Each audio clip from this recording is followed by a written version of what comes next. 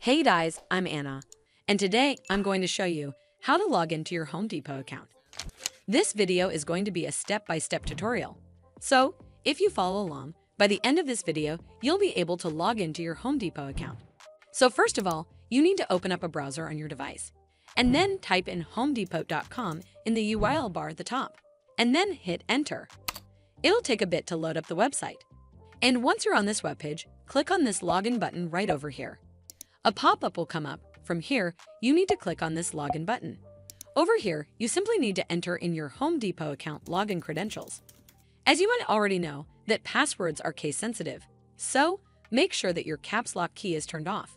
And lastly, click on the login button and you're done. Also, it might ask you for OTP at times, so make sure to have your phone or email ID handy. Well, that's how you log into your Home Depot account. I hope you found this video helpful. And if you did, make sure you give it a thumbs up to see more videos like this, and don't forget to hit that subscribe button. We'll see you in the next one.